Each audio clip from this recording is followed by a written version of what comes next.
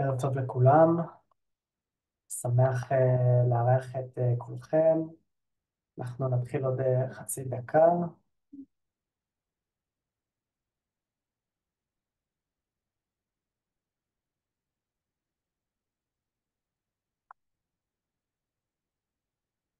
טוב, אנחנו נתחיל. אז ערב טוב לכולם, נעים מאוד, שמי מיכאל אסף, אני מוביל את הפעילות השיווקית והפיתוח העסקי במדיקל ויליג', ובמסגרת החזרה לשגרת הלימודים, אנחנו שמחים להמשיך את חודש הקשב, שאנחנו עורכים כל שבוע הרצאה מקצועית, בהובלת הצוות הרפואי של המרפאה, והיום אנחנו נארח את הפסיכולוגית רננה גביר אורטמן, שתדבר על עולם האבחונים הפסיכודידקטיים והמשמעות שלהם, בין אם זה לילדים, בין אם זה מול הבתי ספר והמשמעות שלהם. אז רננה, אני מעביר אלייך את המושכות, ושמח להמשיך את חודש הקשב והריכוז. כמובן שלמי שיש שאלות, מוזמן לכתוב בצ'אט, יש כאלה ששלחו שאלות מראש, אז אנחנו גם נענה עליהן תוך כדי, וזה הכל. תודה רבה. רננה, הבמה שלך. לא, תודה רבה מיכאל. תודה לכולכם שאתם כאן בשעה 8:30 בערב, אחרי יום עמוס. אז אני מניחה שכל מי שכאן באמת רוצה קצת לקבל עוד כלים ועוד מידע בנוגע לאבחונים פסיכודידקטיים. אז קודם כל אני שמחה שאתם פה איתי, ואני שמחה על השאלות שכבר נשאלו. אני חושבת שחלק מהשאלות שחלקכם שאלתם גם השתלבו במסגרת המצגת, וכמובן שאפשר לשאול עוד שאלות שמתעוררות. אני אספר טיפה על עצמי, רגע כולם נשתף פה במצגת.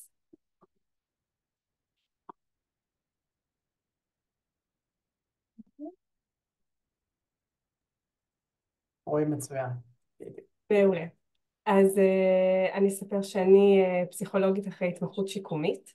במסגרת ההתמחות וגם עוד לפני עסקתי גם בטיפול וגם באבחון, גם באבחון דידקטי, גם עם ילדים ומתבגרים, גם עם סטודנטים, והמון, וגם בספר של לנסות להבין באיזה אבחונים מדובר. יש אבחונים דידקטיים, יש אבחונים פסיכודידקטיים, התעסקתי בעיקר בשני הסוגים האלה, גם באבחונים שקשורים לתחום של הקשב והריכוז.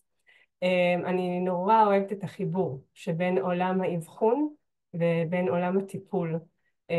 ואני חושבת שאחד הדברים החשובים שנצא מכאן מההרצאה הערב, זה לנסות להבין איך האבחון הוא לא רק איזה בדיקה שעוברים, כמו איזה בדיקת דם, שמחכים לתוצאות שלה, אלא מה התהליך שאתם כהורים יכולים לקחת בו חלק כדי להפוך את התהליך האבחון למקסם אותו, להפוך אותו להיות הרבה יותר משמעותי, למקסם את העוצמה ואת האפקט שהוא יכול ליצור עבור שינוי עבור הילד ועבור השילוב של הילד בבית הספר ועבור החוויה הלימודית שלו. אז אני רוצה קצת להתחיל האמת בכל מיני תגובות זה מדגם קטן אבל אני חושבת שמייצג של כל מיני תגובות סביב תהליכי אבחון. זה תגובות ששמעתי או ממטופלים או מחברים, אז ככה נעבור על זה קצת, ואני חושבת שחלק מהשאלות ששאלתם גם משתלבות בזה. אז הנה דוגמאות לתגובות ששמעתי אחרי תהליכי אבחון. איזה בזבוז זמן, כל האבחון הזה רק בשביל שבסוף יפנו אותנו לעוד אבחון אצל פסיכיאטר. לא הבנתי בכלל לאיזה אבחון הילד שלי ניגש, מה עושים שם? חייבים לעשות בזה סדר. זה עוד אחרי שהם עברו תהליך אבחון, לא היה ברור לגמרי לאיזה אבחון הם ניגשים ומה הם צריכים לעשות ומה סדר הדברים. איזה סיוט, שילמנו אלפי שקלים ולא מוכנים לקבל את האבחון שלנו בבית הספר. זה אני שומעת המון לאחרונה ואנחנו נדבר על זה. הרגשתי שהמאבחנת בכלל לא ראה את הילד שלי, היא הוציאה אותו כזה לקוי.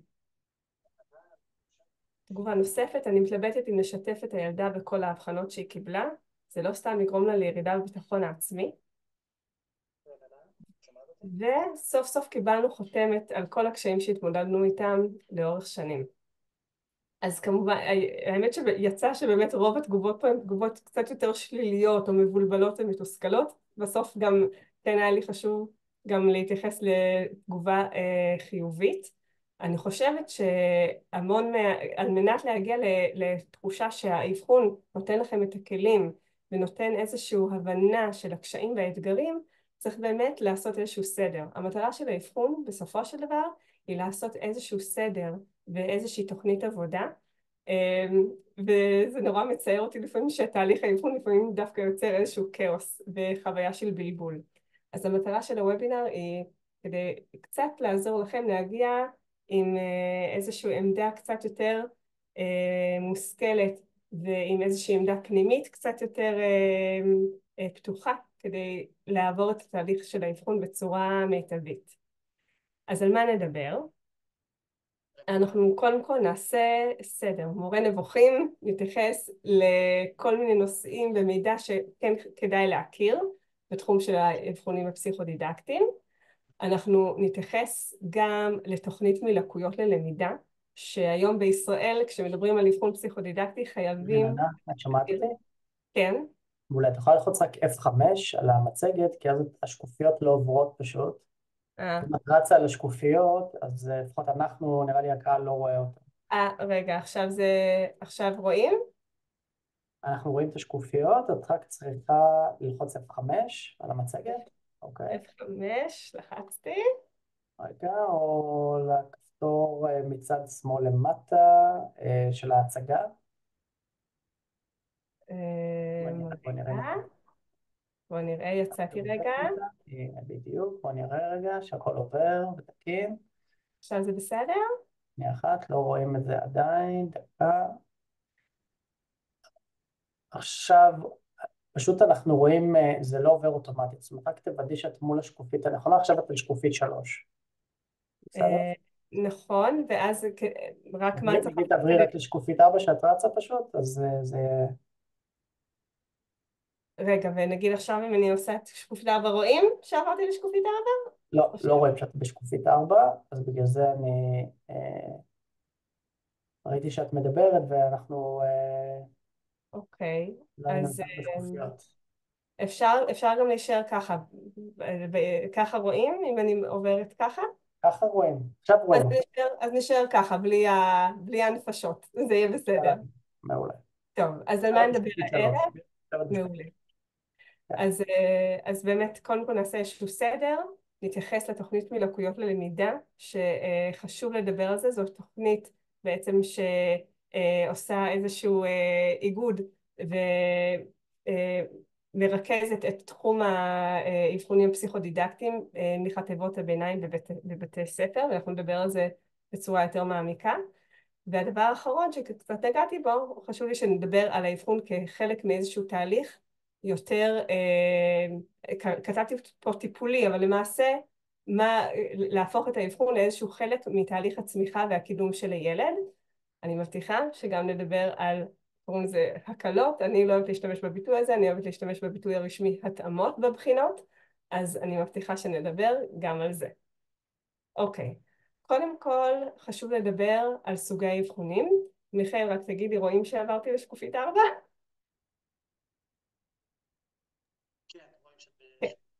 כן, אנחנו בשקופית 4? בסדר. טוב, אז קודם כל חשוב להכיר איזה אבחונים קיימים לפני שאנחנו נצלול לתוך היכרות עם האבחון הפסיכודידקטי.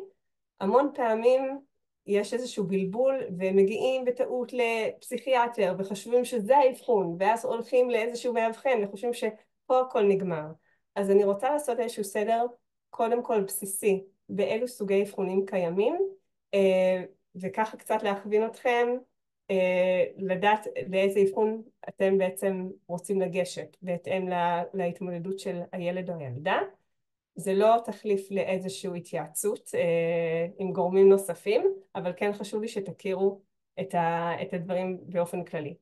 אז אבחון פסיכודידקטי, כפי שאתם רואים, צבוע פה בשני צבעים, פסיכו ודידקטי, וזה באמת בגלל שהוא אבחון משולב. הוא מתייחס גם להיבטים הפסיכולוגיים, כפי שאתם רואים, יש אבחון פסיכודיאגנוסטי, שגם הוא צבוע בכחול, ולמעשה האבחון הפסיכודידקטי מכיל בתוכו את החלקים של האבחון הפסיכודיאגנוסטי, עוד שניה נסביר מה זה אומר, ובנוסף הוא מתייחס להיבטים דידקטיים שקיימים ואבחון דידקטי שצבוע שם בכתום. אז זה אבחון משולב. מה זה החלק של הפסיכו? החלק הפסיכודיאגנוסטי למעשה בוחן היבטים של חשיבה, של קוגניציה, את החלקים הרגשיים של הילד והיבטים התנהגותיים. אז תהיה שם המון התייחסות למרכיבים של האישיות ולסגנונות חשיבה, לאינטליגנציה של הילד. זה יכלול בעצם מבחן אינטליגנציה, ומשהו שקצת יותר מתייחס רגע לתשתית של הילד, התשתית הנפשית, הרגשית ושל החשיבה, בעצם של יכולות החשיבה. זה דבר ראשון. החלק הדידקטי מתייחס ליכולות למידה, להיבטים של קריאה, כתיבה וחשבון. מתי אנחנו ניגש לאבחון פסיכודידקטי? אנחנו ניגש כשאנחנו מזהים שיש איזשהם קשיים בלמידה, בתפקודי הלמידה, במתמטיקה, בחשבון, בקריאה, בכתיבה, בהבנת הנקרא. המון פעמים זה לאו דווקא בכיתה א' ב' כשמתחילים, אבל פתאום לקראת כיתה ו' כשצריך להתחיל לכתוב סיכומים וצריך להתחיל לעבוד עם טקסטים יותר ארוכים, אז אולי פתאום אנחנו נזהה יותר קשיים. אז אם אנחנו מזהים קשיים דידקטיים, אבל בנוסף אנחנו חושבים שלא מדובר רק באיזשהו קושי דידקטי, אלא יכולים להיות איזשהם היבטים נוספים שמשפיעים, אם זה רמת החשיבה, ואם זה היבטים רגשיים ושל התנהגות, או שאנחנו רוצים לשלול עד כמה, כלומר רוצים לבדוק אם יש קשר בין הקשיים בלמידה לבין ההיבטים ההתנהגותיים, הרגשיים ושל החשיבה, אנחנו נעשה אבחון פסיכודידקטי. חשוב לי להגיד שגם באבחון פסיכודידקטי בוחנים היבטים שקשורים לקשב, אבל לא מדובר בעצם באבחון הפרעת קשב וריכוז. דוקטור אלמוג דיבר על כל התחום של אבחון הפרעת קשב לפני שבועיים, ולמעשה לפעמים, יש באבחון הפסיכודידקטי גם היבטים שבוחנים יכולות קשביות, וזה חשוב כי בסופו של דבר אם אנחנו בוחנים היבטים של החשיבה, אז יכולת קשבית היא מרכיב מאוד חיוני בתוך המערכת הקוגניטיבית שלנו, בהגדרה. אז בוחנים היבטים קשביים, אבל זה לא תחליף לאבחון קשב במידה ויש איזשהו חשד להפרעת קשב וריכוז. אז במידה ויש איזשהו חשד להפרעת קשב שהיא זו שמשפיעה על הלמידה, חשוב לבחון בנפרד גם את התחום הקשבי. מה הסדר הנכון? אני חושבת שזה תלוי במקרה ומומלץ להתייעץ עם גורמי מקצוע, אבל בגדול אם חושבים שהפרעת הקשב היא זו שמשפיעה על הקשיים הלימודיים, נכון קודם כל לעשות אבחון קשב, ואחר כך, אחרי שבוחנים את ההיבטים האלה, לבחון כלומר, אם הפרעת הקשב מטופלת, האם התפקודי הלמידה השתפרו כתוצאה מכך. אם יש איזושהי מחשבה שיש קשיים של קשב, אבל לא הם החלק המרכזי שפוגעים בילד, למשל אם מזהים קשיים ספציפיים בכל מה שקשור לארגון חומר חזותי, קושי בגיאומטריה, ובנוסף קושי אולי בזיהוי אותיות, ומרגישים שזה לא משהו שהוא רק קשור למיקוד קשב או לתחום של הקשב והריכוז, אז אנחנו נמליץ על אבחון פסיכודידקטי. וכן, למעשה צריך לדעת את זה שאבחון פסיכודידקטי, המון פעמים אנחנו אחר כך נפנה לגורמים נוספים. אם אנחנו חושבים שיש פה הפרעת קשב, שמסבירה חלק מהקשיים, אנחנו נמליץ באבחון פסיכודידקטי ללכת גם לנוירולוג או פסיכיאטר או לרופא שקיבל הסמכה לאבחון של הפרעות קשב, נמליץ ללכת אליהם כדי שיקבלו מענה לקושי הקשבי. אני כן כתבתי בו עוד כמה סוגים של אבחונים שקיימים, פשוט כי זה דברים ששומעים אותם, אבל הם למעשה אבחונים נפרדים. אבחון תקשורת זה משהו ששומעים המון, ולפעמים אם יש איזושהי בעיה רגשית, או שמזהים קושי להסתדר בתוך הכיתה, המון פעמים יגידו, טוב, הוא צריך לעשות אבחון פסיכודידקטי, אבל לפעמים אומרים, אולי הוא צריך לעשות גם אבחון תקשורת, כי אנחנו מזהים שיש לו איזשהו קושי חברתי שהולך ומתעצם, אז צריך לדעת שאלו שני אבחונים נפרדים לחלוטין, אנשי מקצוע שונים מוסמכים לעשות אותם, ולכן צריך לבדוק יחד עם הגורמים שהפנו אתכם, או אם אתם חושבים שזה נכון לעשות את אחד האבחונים כי אתם מזהים קושי, הייתי ממליצה כן לפנות לאיש מקצוע, גם לדבר עם צוות בית הספר או היועצת, או אפילו להתייעץ עם פסיכולוג או פסיכיאטר באופן נקודתי, לראות לאיזה אבחון כדאי ללכת, אם יש איזשהו חשד, אם יש איזשהו מרכיב של קשיים התנהגותיים וחברתיים, והאם נכון לעשות אבחון תקשורת או אבחון פסיכודידקטי, והאם בכלל נכון לעשות אבחון במקרה כזה, ועל זה אנחנו נדבר עוד מעט. כי לפעמים כשאנחנו מזהים שיש בעיה ישר, אנחנו אומרים שנכון לעשות אבחון, וחשוב לי גם שתדעו שאפשר גם למצות עוד אפשרויות לפני שניגשים דווקא לאבחון. אני אגיד בקצרה שגם אבחונים נוירו-פסיכולוגיים שהם קצת יותר רחבים, הם שמים יותר דגש על יכולות נוירולוגיות, המון פעמים מבקשים לעשות את זה אחרי פגיעה מוחית, אבל לאו דווקא גם אם יש איזושהי הפרעה נוירו-התפתחותית, אם רוצים לתת דגש יותר על ממדים של למידה וזיכרון, אבל אני אומרת את זה ממש בסוגריים, אני חושבת שעבור רובכם האבחון הפסיכודידקטי הוא האבחון שהוא בעצם משלב את מרבית התחומים שמעניינים בדרך כלל כשאנחנו מחפשים איזושהי תשובה שנוגעת לקשיים של ילד או ילדה בבית ספר, או של נער ונערה. אז אני נמשיך הלאה. אז קודם כל, מה המניע שלנו לעבור אבחון פסיכודידקטי? אני רוצה בעצם לקחת אתכם בשלבים, אחרי שככה הכרנו קצת איזה אבחונים קיימים, לקחת אתכם בשלבים השונים של תהליך האבחון. זה מתחיל בעצם מאיזשהו מניע, איזשהו משהו בשטח שרואים, ואני חושבת שצריך לבחון, קודם כל לשאול את עצמכם, מה מניע אתכם לרצות שהילד שלכם יעבור אבחון פסיכודידקטי. המניע המון פעמים בעצם ישפיע על האופן שבו איש המקצוע, הפסיכולוג, ייגש לבצע את האבחון.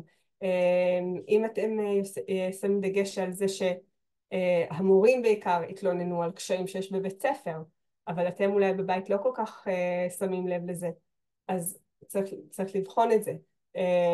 צריך לבדוק האם האבחון כלומר, אם אתם לא מזהים איזשהו קושי, אז צריך לראות איך אתם תתגייסו לתהליך של האבחון, והאם נכון לעשות אותו.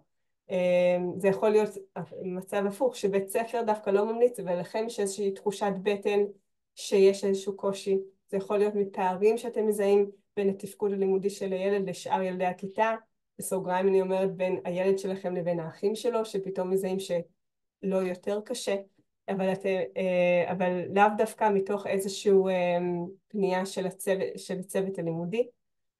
כשמדובר בגילאים יותר בוגרים, זה גם יכול לבוא מאיזשהו תסכול או בקשה מצד הנער, להגיד, אני ראיתי שיש כאלה שיש להם תוספת זמן, אני מרגיש שזה מה שיעזור לי להירגע ולעבור את הבגרות בהיסטוריה בטוב, אז גם את זה שומעים. הילדים והנערים והנערות הם כבר מכירים את התחום את האבחונים הפסיכודידקטיים, ויודעים שזה מאפשר לקבל איזשהם התאמות בבחינות, והמון פעמים זה גם יכול לבוא מהם.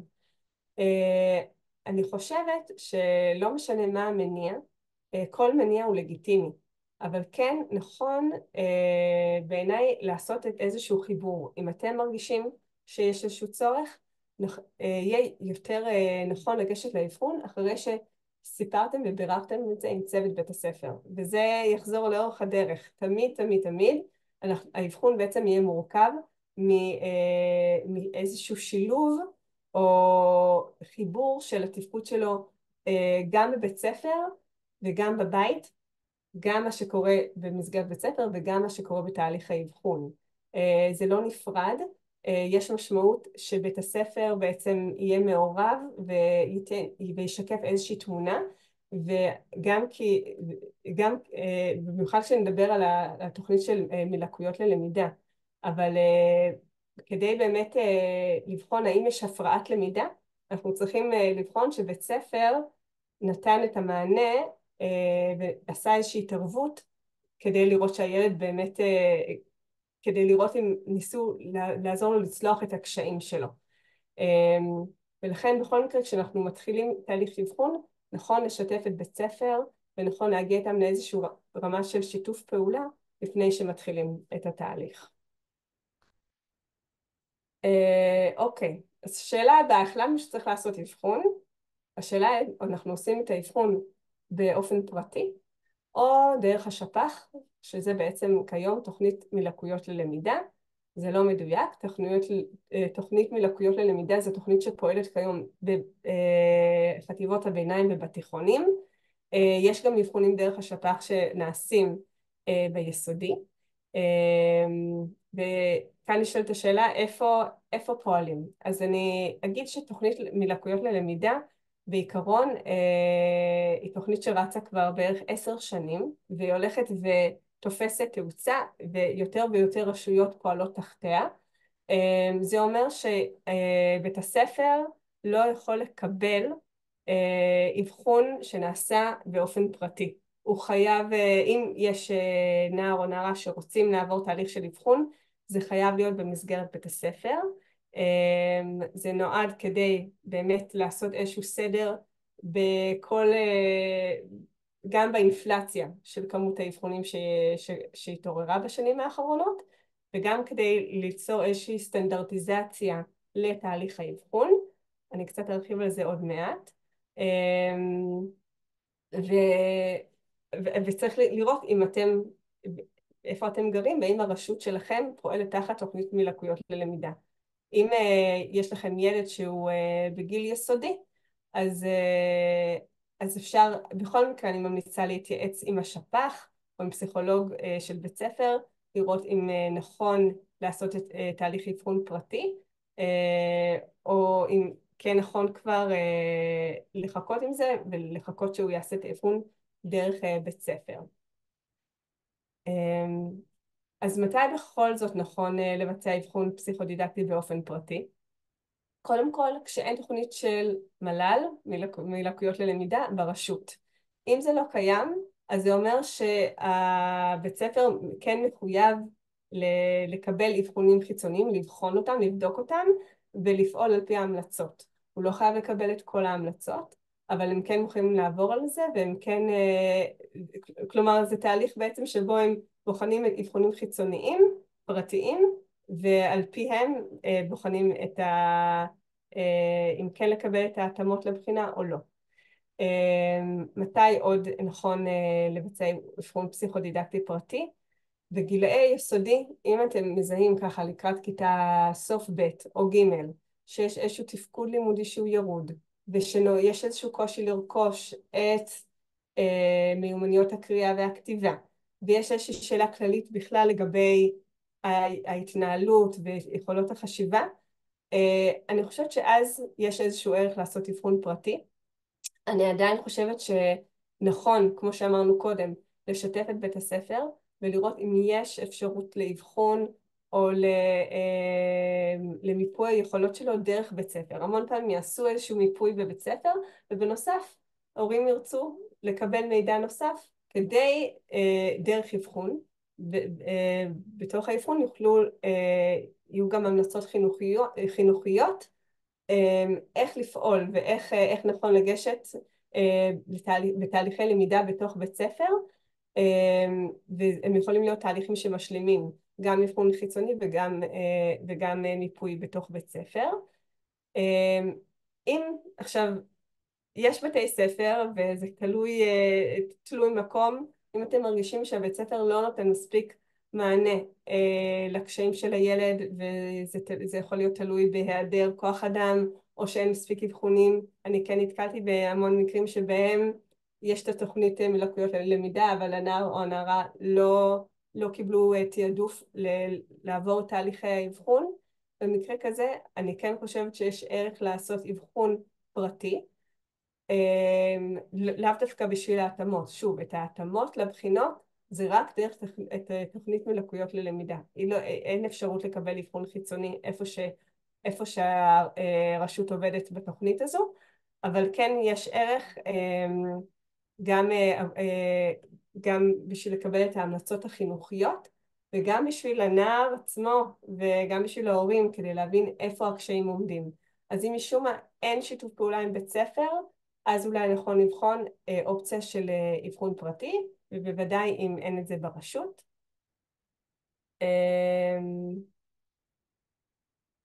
מתי לא לבצע אבחון פסיכודידקטי, אני חושבת שדיברנו על זה.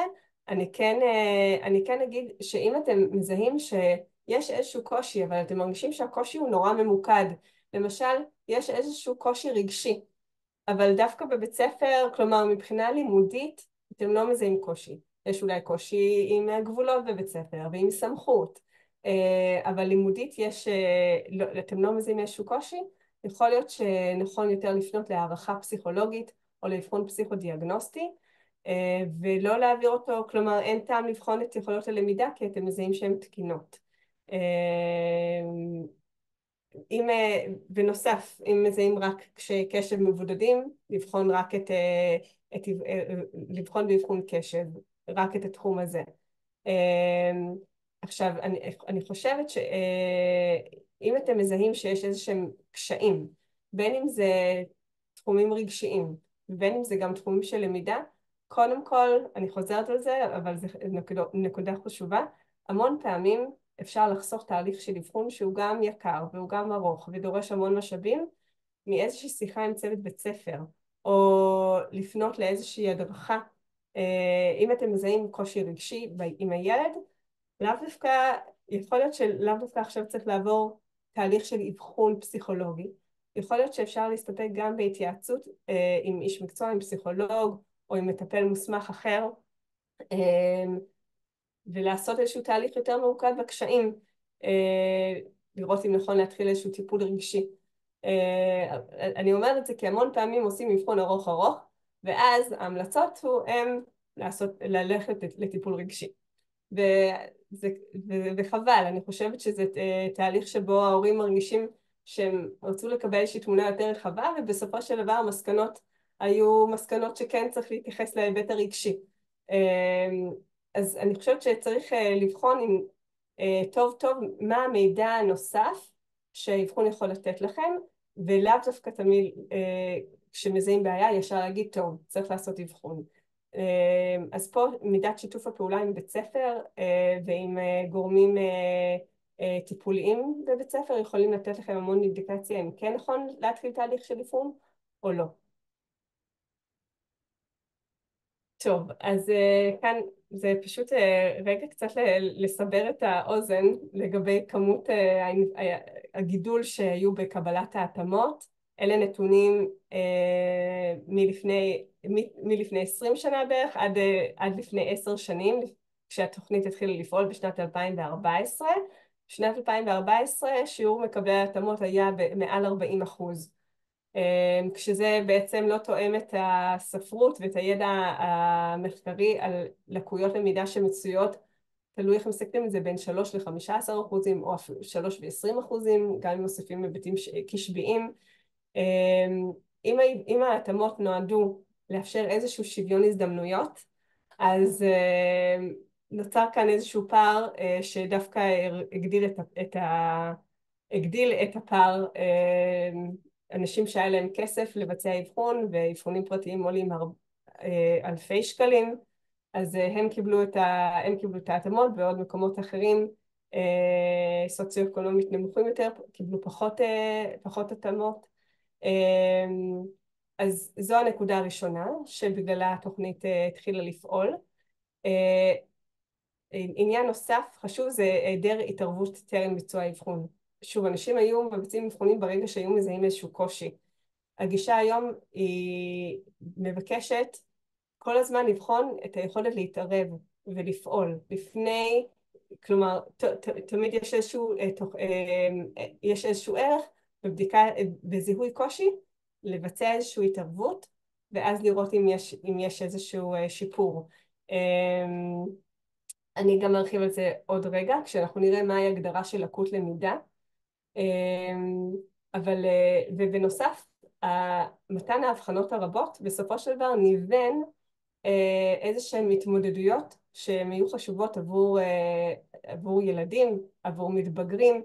אם זיהינו איזשהו קושי בלמידה או קושי בקריאה למשל, וישר המליצו על הקראה או או התעלמות משגיאות כתיב. יכול להיות שזה עזר נקודתית בבחינה, אבל זה בעצם לא אפשר לילד לקדם את המיומנויות האלה, אפילו אם הם היו מיומנויות חלשות, הם לא עודדו את הילד לקדם את הפוטנציאל שלו באותו תחום. אז גם פה ביקשו בעצם לעשות איזושהי תוכנית שמשלבת בין מתן הבחנות, אבל רק לאור איזשהו שיח ובדיקה מה קורה כשמנסים דווקא לפעול ולשפר את אותן מיומנויות. האם יש תלמידים שנופלים בין הכיסאות ברגע שעושים ריכוז של תוכנית כזאת בבתי הספר?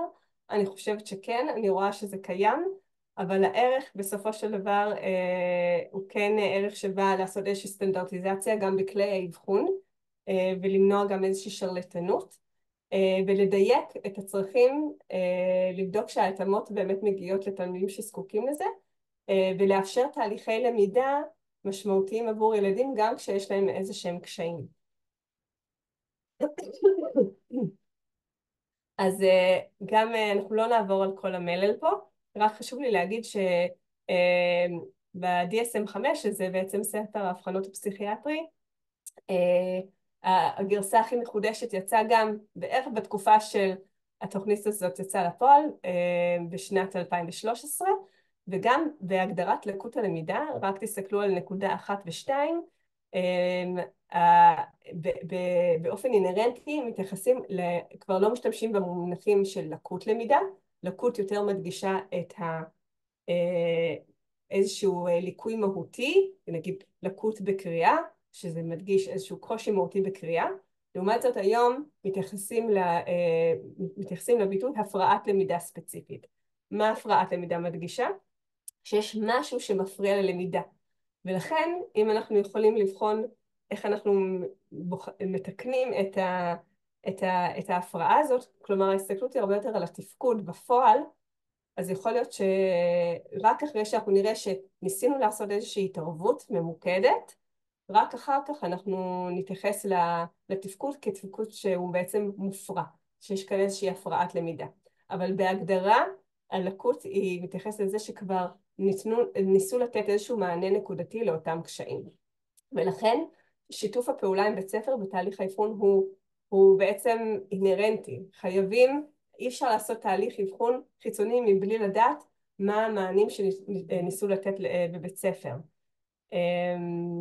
אז זה לגבי זה. אני אומרת, כלומר, גם אם אתם עושים אבחון חיצוני, חשוב שתראו שהם יוצרים קשר עם בית הספר, ואתם נותנים איזשהו אומדן לתהליכים שכבר נעשו, כדי שיהיה אפשר בכלל להבחן אם יש כאן איזושהי הפרעת למידה, או שמדובר אולי בגורמים אחרים שהם משפיעים על הקשיים.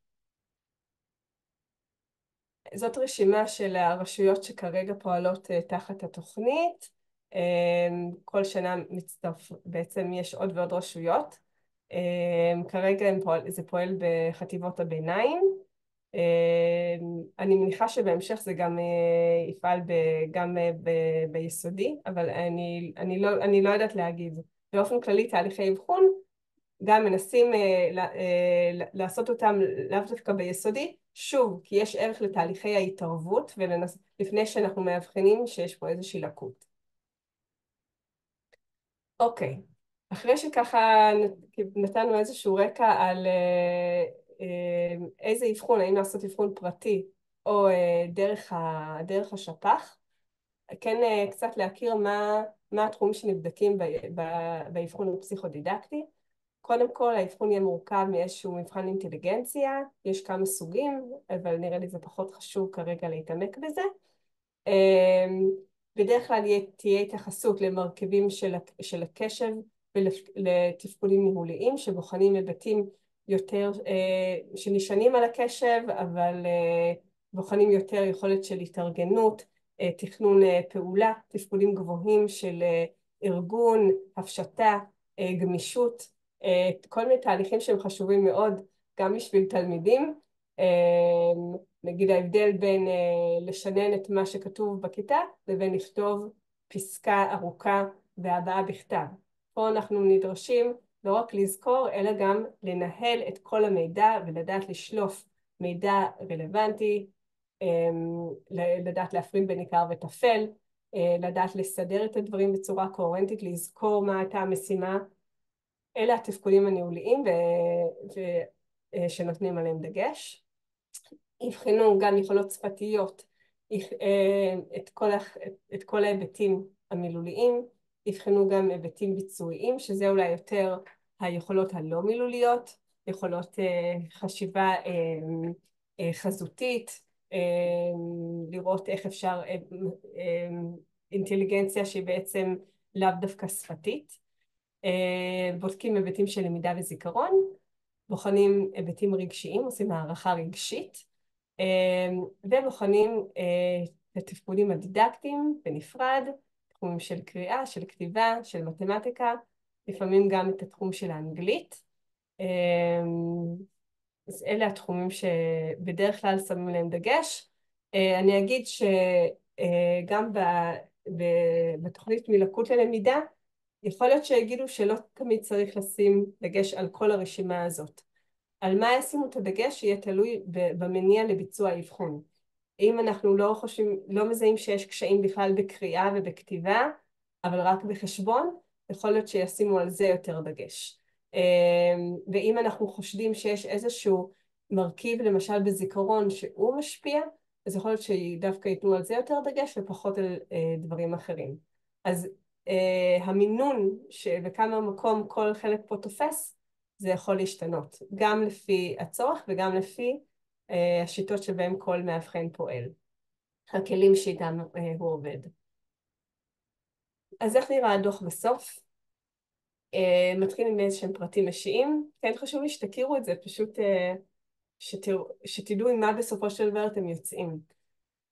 פרטים אישיים, יש את הרקע שלקוח בדרך כלל מתוך שיחת הפתיחה איתכם ההורים, יהיה איזשהו פירוט מילולי על התפקוד של ילד בכל התחומים, וזה בעצם עיקר הדוח. תהיה פסקה שמתייחסת לאינטליגנציה, פסקה שמתייחסת ליכולות המילוליות, פסקה שתוקדש ליכולות הביצועיות, פסקה שתתייחס ליכולות הרגשיות, ופסקה שתתייחס, או כמה פסקאות שיתייחסו ליכולות הלמידה של הקריאה, הכתיבה והמתמטיקה. אחר כך יש סיכום אינטגרטיבי, כולל הבחנות. אני רוצה רגע להתייחס ספציפית לסיכום רגע בנפרד, זאת תהיה בעצם השקופית הבאה. אחר כך בעצם מגיעות ההמלצות. ההמלצות הן בעצם נבנות על סמך מה שרואים בסיכום. יהיו המלצות חינוכיות שיותר התייחסו כיצד לפעול עם הילד בכיתה, בין אם זה המלצות למשל, אם יש קשיים למשל קשביים, אז איך לעבוד בצורה שעוזרת לעשות איזשהו סדר ולמקד את הקשב. אם יש קשיים מילוליים, אז איך להנגיש את החומר בצורה יותר חזותית. יכולות להיות המלצות ללמידה אחד על אחד, המלצות שיכולות לתרום לצוות של הבית ספר ולמחנך ולמורה, כדי לדעת איך לפעול עם הילד עכשיו שהוא מבין על מה יושבים עיקר הקשיים שלו.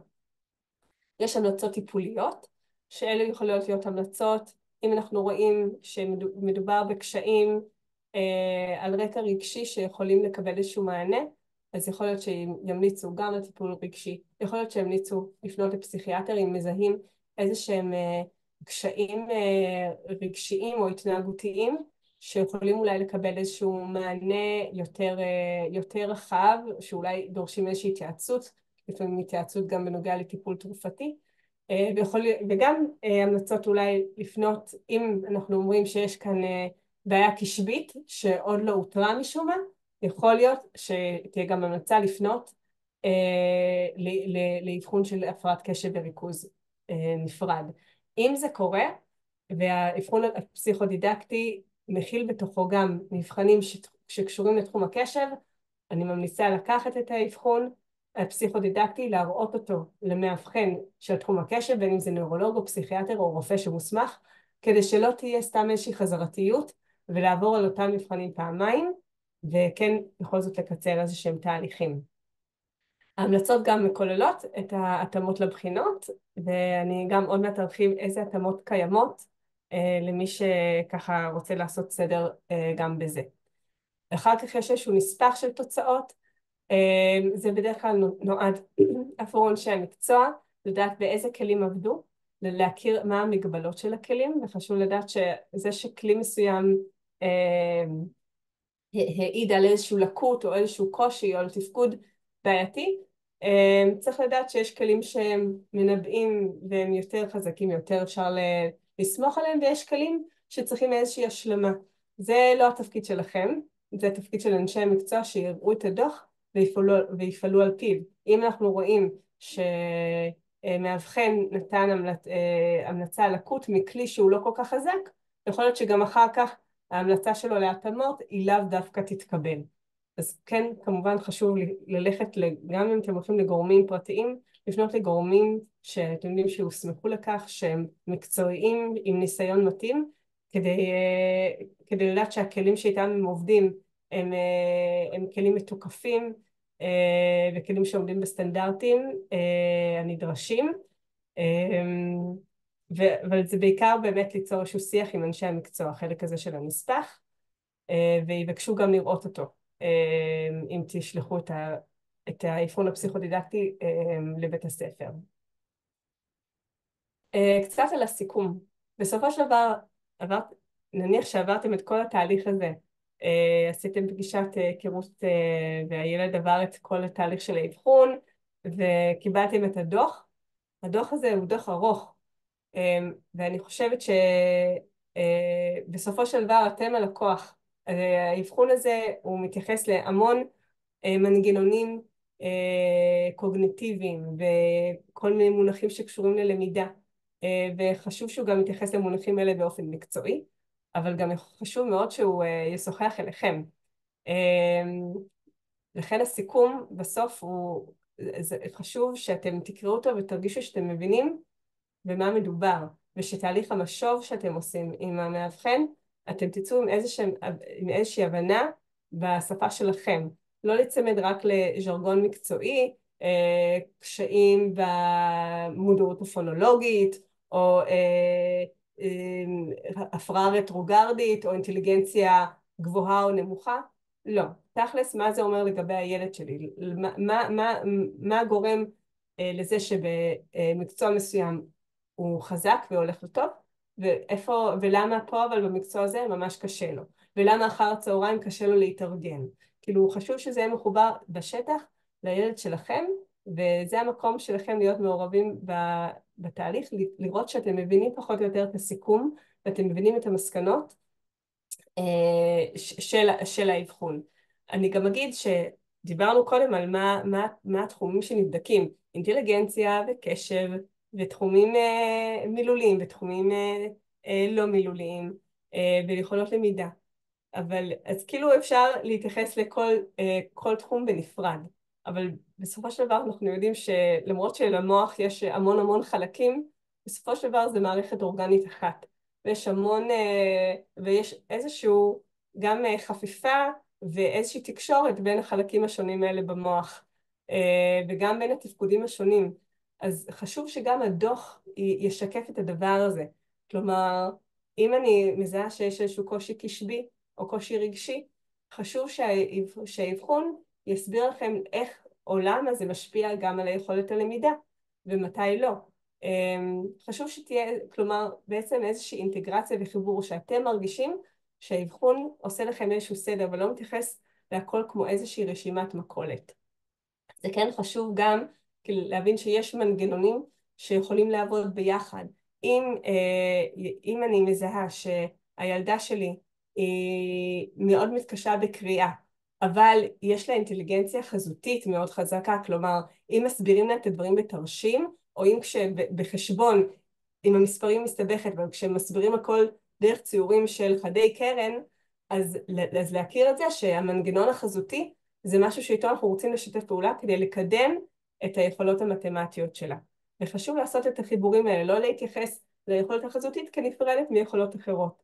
ואם אני מזהה שהיא יכולה להיות מאוד מאוד מרוכזת, אבל דווקא כשפתאום היא צריכה לארגן, יש לה שני משימות במקביל, זה מה שקשה, אז לדעת לתת לזה התייחסות, לאיך לעזור, לדעת איך אנחנו מצליחים ליצור הפרדה או חיבורים נכונים בין שתי משימות שונות. כלומר, חשוב לי שזה ירד, שאתם תרגישו שהאבחון בסופו של דבר יורד לשטח, ושאתם תכירו דרך התחומים השונים הנבדקים, אתם תוכלו לזהות את הילד או הילדה שלכם בתוך הדבר הזה. אני רואה שאנחנו קצת חורגים מהזמן, אז אנחנו כן נוותר פה על חלק רגע, שנייה. בסדר, אני כן אתייחס לתהליך של ההתאמות, ואחר כך עוד איזושהי מילה סופית לגבי תהליך האבחון, ואז נקדיש זמן לשאלות. התאמות ובחינות, כן חשוב לי שרק תכירו אותם. אני חושבת שלדבר על התאמות בהקשר של אבחון פסיכודידקטי זה קצת כמו לדבר על ריטלין כשמדברים על הפרעת קשב. ברור שהמון פעמים השורה התחתונה תהיה שצריך לעשות איזשהו טיפול, או במקרה טיפול תרופתי, או לתת התאמות, אבל שוב, צריך לדעת שכמו בטיפול תרופתי, צריך לעשות איזשהו מינון מושכל בדבר הזה, ורק כמכלול של מערכת הרבה יותר רחבה של ההמלצות החינוכיות שיש, המלצות טיפוליות שקיימות, ולראות וגם ולהיות באיזשהו שיח באיזה מידה משתמשים בהתאמות האלה.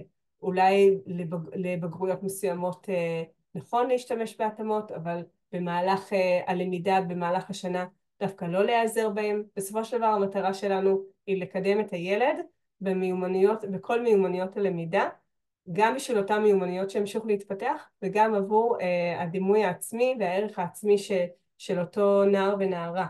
להשתמש בהתאמות זה חשוב למי שזקוק להם, ולא צריך להתבייש בזה בשום צורה, אבל בנוסף לדעת לעשות איזושהי חשיבה מתי משתמשים בהם ולאיזה צורך. אז יש בגדול 3 סוגי התאמות, 3 רמות. הרמה הראשונה זה הרמה היותר פשוטה, שבעצם יותר מתייחסת לשינויים יותר בתנאים, לא בבחינה עצמה, אם זה להגדיל את השאלון למי שיש אפילו בעיות ראייה או בעיות במיקוד, התעלמות משגיאות כתיב ודף נוסחאות מורחב במתמטיקה.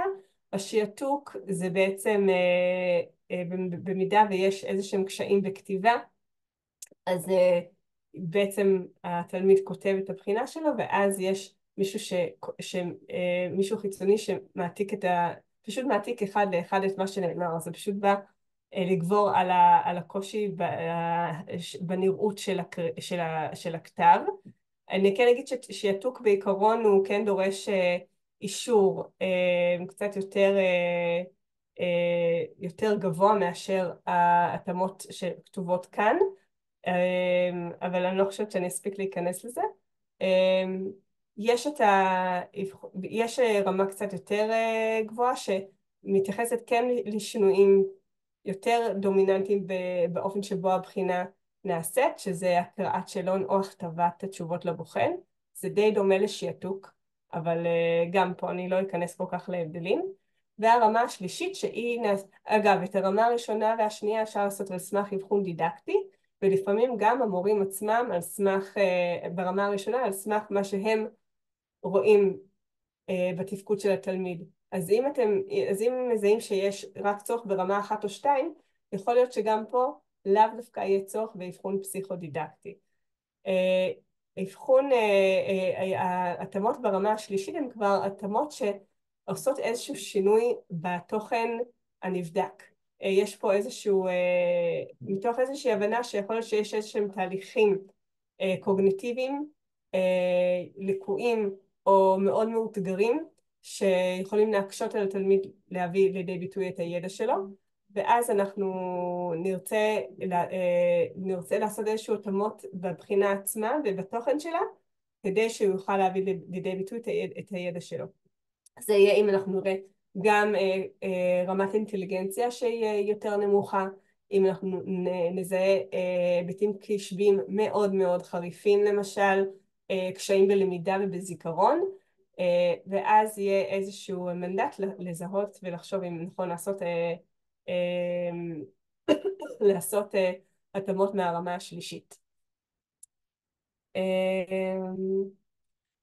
כאן יש איזשהו סיכום של כל תהליך ביצוע האבחון. זה מתחיל בעצם מפנייה ראשונית שעליה דיברנו, אחר כך שיחה לקבל רקע עם ההורים, פנייה לגורמים נוספים כדי לקבל עוד מידע שהדגשנו כמה זה משמעותי, אחר כך הפגישות עצמן עם הילד שבהם עוברים את הבחינות ואת המטלות. שאלו, באחת השאלות שאלו כמה פגישות יש עם הילד, אז זה מאוד משתנה, גם בין אם תעשו את האבחון דרך התוכנית המל"ל בבית ספר, או אם עושים איזשהו אבחון פרטי, וגם שם יש סטנדרטים שונים. יהיו פגישות שבהם יהיו 6 שעות של מטלות, לפעמים זה יכול להגיע ליותר, 9 שעות, ואז זה יכול להתפרס על פני 3 פגישות אבחון, או אפילו 4 לפעמים. אז זה מאוד תלוי איפה עושים את האבחון ומהי שאלת האבחון. אחר כך בעצם יש את תהליך כתיבת הדוח על ידי המאבחנת, ואחרי זה בדרך כלל תהליך שאורך כמה שבועות, ואחר כך יש תהליך המשוב. תהליך המשוב הוא משמעותי, פה זה בעצם המקום שלכם לקבל את אותה אינטגרציה ולהבין, בעצם להפוך את האבחון הזה מאבחון מקצועי שכתב אותו מאבחן, להפוך אותו להיות האבחון שלכם, להכיר את הילד שלכם, ושאתם תזהו ותוכלו לצאת עם א' ב' ג', להבין ולהמשיג מהם הקשיים המשמעותיים ומהם החוזקות גם, לא רק הקשיים, מהם החוזקות של הילד, כדי ולדעת מהי תוכנית העבודה עכשיו, איך אני יוצא עם זה הלאה. אחרי תהליך המשוב פונים עם האבחון לבתי ספר וגורמים נוספים עם התוצאות ועם ההמלצות. אז זה ככה התהליך מאלף ועד תף. כן, אני חושבת שהמון פעמים, ואני חושבת שעם זה גם פתחתי, נכון רגע לשאול עם איזה תחושה יוצאים מתהליך האבחון. אני חושבת שהמון פעמים מרגישים שאנחנו רגילים ככה לראות את הילד שלנו מזווית מסוימת, ופתאום אנחנו מרגישים שהאבחון מוציא איזושהי תמונה אחרת. זה נורא הזכיר לי ככה בעולם היום שאנחנו מכירים, עולם וירטואלי, בעולם של פילטרים, מזהים משהו אחד ופתאום מרגישים שהם מקבלים מוצר אחר.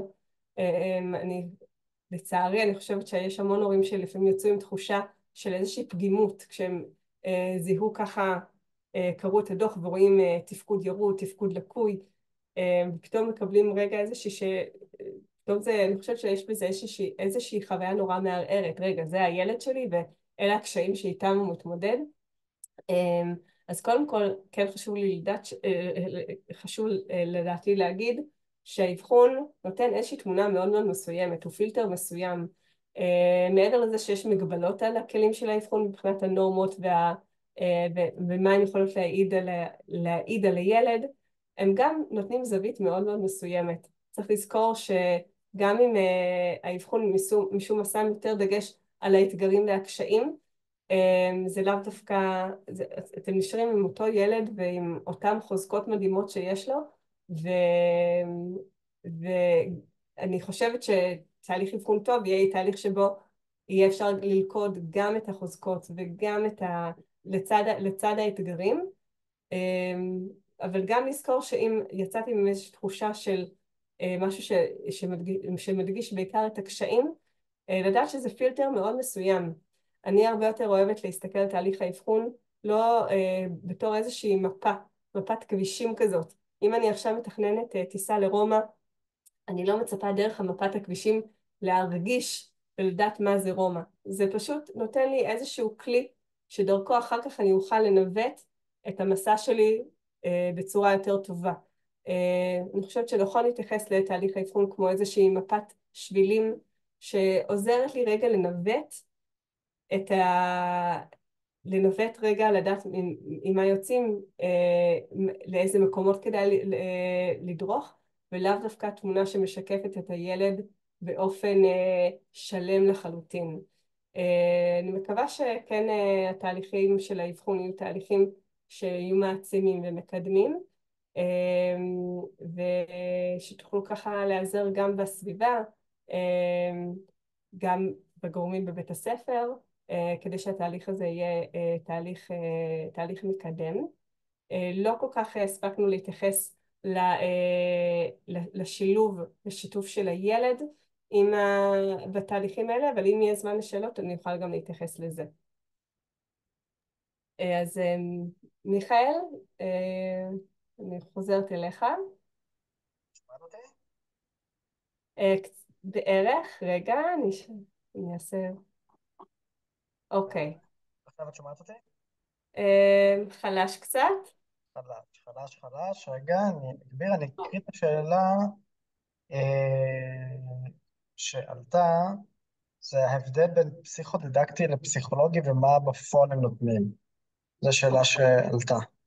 כן, אז באמת התייחסתי לזה יחסית בהתחלה.